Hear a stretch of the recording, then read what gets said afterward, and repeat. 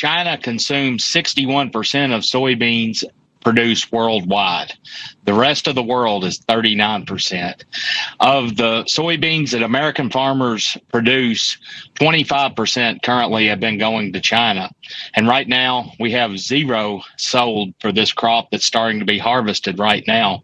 So it's a five-alarm fire for our industry that 25% of our total sales is currently missing. And right now, we are not price competitive with Brazil due to the retaliatory tariffs that are in place. Our prices are about 20% higher, and that means that the Chinese are going elsewhere because they can find a better value. And the American soybean farmers and their families are suffering. There's 500,000 of us that produce soybeans, and we desperately need markets, and we need opportunity, and we need a level playing field so we can compete. You just heard from Caleb Ragland, a soybean farmer in Kentucky who also serves as the current president of the American Soybean Association. And you might have missed it since he just kind of glossed over it, but he just said that America's number one customer in the world, China, has purchased zero soybeans from America. September is harvesting season, for those unaware, so they're ready to go right now. And the fact that China has agreed to buy none has sent shockwaves of panic through the community of 500,000 or so American soybean farmers. And this is, of course, all because of Donald Trump's tariffs. And Scott Brown, a soybean farmer in Arkansas, explained on MSNBC that farmers never fully recovered from the last trade war that Donald Trump sparked when he was president the first time. And he suggests that the permanent loss of China as a customer could actually be a death blow to the soybean farm industry in America. China is the largest importer of soybeans in the world. They import 61% of the world's market. Last year, we sent around $12 billion, I think $14 billion worth of soybeans the year before. For the first time in 20 years, China's bought zero soybeans and zero new crop corn out of this country. Zero? So we went from 12 billion to zero. Where are they buying the soybeans? Brazil. You see, we lost 42% of our market share in the first tariff war. In Trump's first tariff war, the Chinese went to buying their soybeans from Brazil. They invested billions of dollars in Brazilian infrastructure. They have moved into Africa, and they're going to commercially farm in Africa. Since we left with USAID, they moved their Belt and Road program into Africa. So we've pretty much lost the Chinese market share. Damn. So this was the final straw for China, and now they're just done with us for good. And part of the problem is that exports are seasonal. They're ready to go right now, as I said. So if farmers don't get a solution fast, either through an end to the tariffs and some sort of deal with China or a government bailout, these farmers are all screwed. And China has the advantage right now because all they have to do is wait out the clock. And by early next year, soybeans will be ready to harvest in Brazil. So needless to say, Americans are at a competitive disadvantage here globally, and Trump just doesn't seem willing to relent. And in a different interview with ABC News, Caleb Ragland, the first guy that we heard from, explains what the loss of China as a customer means for American soybean farmers. We can't simply snap our fingers and replace this valuable market. Our farm families are dependent on this market. There's 500,000 soybean producing farmers across the United States, and the China market is vital for our livelihood. Many farmers, such as myself, have no other income other than our farms. And suddenly, when your biggest customer just disappears, that's a dire circumstance. And to be clear, this isn't just going to affect soybean farmers, even though they're going to feel it the most. This is going to affect all Americans in a variety of ways, and I'm not just talking about the cost of soybeans and agricultural products more broadly. This will devastate the American economy as well, which is why I voted against the far-right fascist who is explicitly running on tariffs.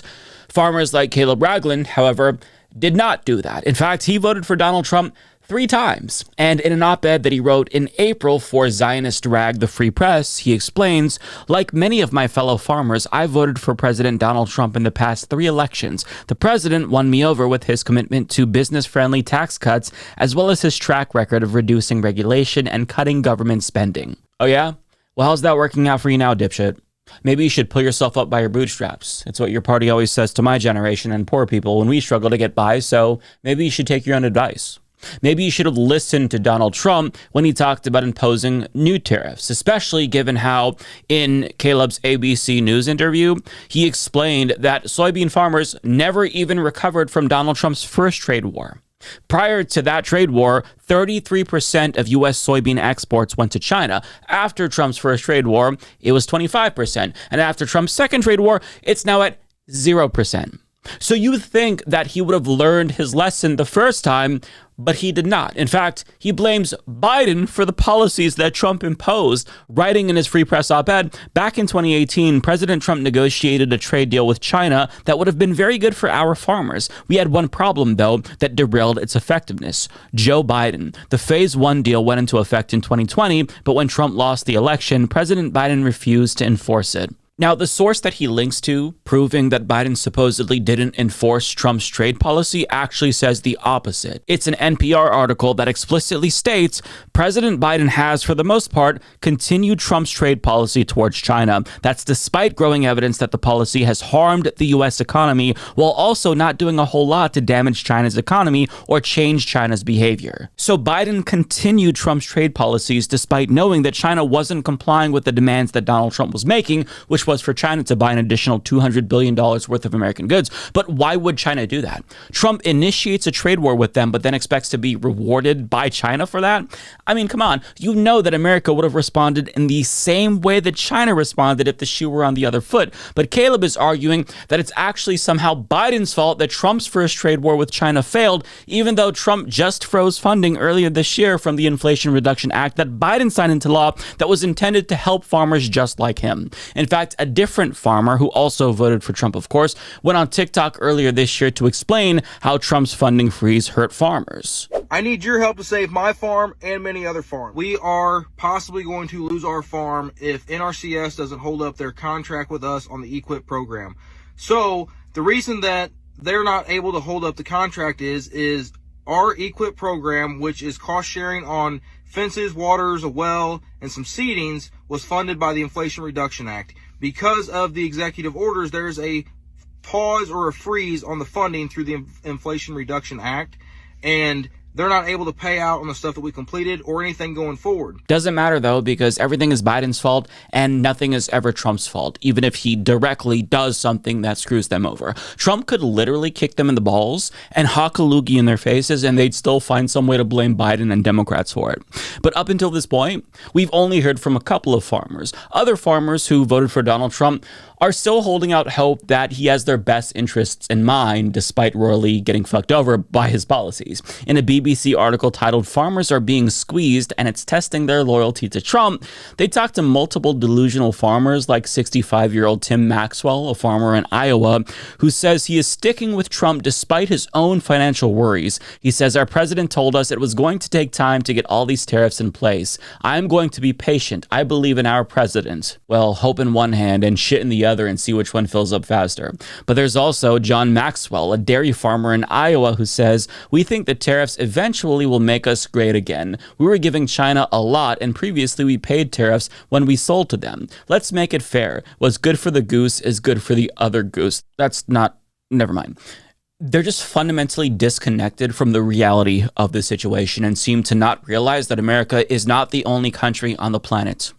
But tariffs are just the tip of the iceberg, because there are so many other policies that Trump ran on that would fuck over farmers, and I have to imagine that they knew these types of policies would fuck them over. One of them being his opposition to climate change and anything to mitigate climate change. Climate change is causing drought right now, which obviously affects farmers who need water for their crops. We all need it to survive, as a matter of fact. There's also fruit flies who are becoming more resilient as a result of our changing climate, which poses a risk to strawberry and tomato farmers in particular. Also, there's the inconvenient fact that none of their farms would be able to exist without a habitable planet. In fact, we'd all die without a habitable planet. But Trump doesn't care about any of that so long as his fossil fuel donors are able to increase short-term profits. But that's not all, because Trump's mass deportation policy was also a major threat to farmers, seeing as how they rely on immigrant labor. And as Politico reports, Trump's mass deportation policy has caused a labor shortage for farmers in deep red Pennsylvania, who are now struggling to find Americans to do the hard work that immigrants were doing now that their immigrant laborers have been deported. And these farmers are just as oblivious as the rest of them. Quote, "The whole thing is screwed screwed up, said John Painter, a 3-time Trump voter who runs an organic dairy farm in Westfield. We need people to do the jobs that Americans are too spoiled to do. If they're here working and paying their taxes, Painter said, they are not troublemakers that we should be focusing on getting rid of. Painter voted for Trump 3 times, but he said he's very disappointed in how the president has handled immigration policy this term. If only he gave us some indication as to what he'd be doing as president on the campaign trail. Jesus Christ. Tim Wood, a Tioga dairy farmer who also voted for Trump, said he has been unable to find a consistent workforce for several years. Quote, people don't understand that if we don't get more labor,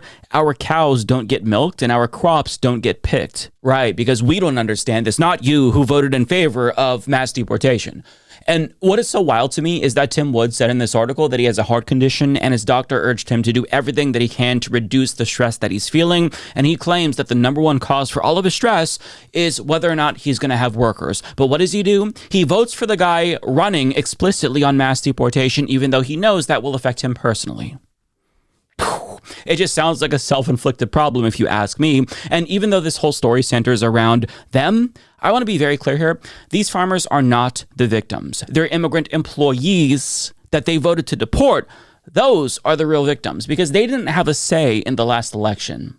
But despite complaining about the impact of Trump's policies, most farmers and rural Americans, more broadly speaking, they have not abandoned Donald Trump yet, despite getting royally fucked by him. Luke Mintz and Anna Jones of BBC report, despite financial pressures, the rural Americans we spoke to are firmly sticking with Trump. Experts say they haven't seen any evidence of meaningful change in support among rural voters since last year. A survey by Pew last month found that 53% of rural Americans approve of the job Trump is doing, far higher than the 38% figure for the country as a whole. In other words, they mostly still support Donald Trump because they trust the plan or whatever.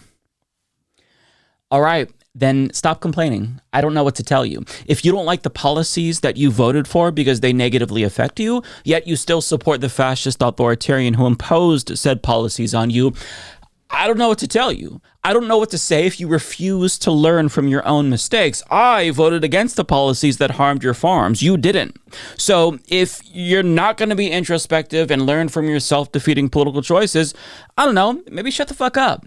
You knew his policies would directly affect you in a negative way, but you voted for him anyway. And now you want our sympathy? Fuck off. You made this bed for yourselves, and now you have to lie in it. In fact, it's not that simple. I wish it was. We all have to lie in the bed that you made for the rest of us.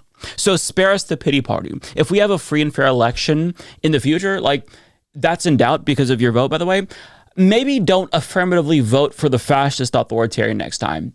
Just a thought. When you acting like a beta, beta, beta, call you the P word. Beta girl.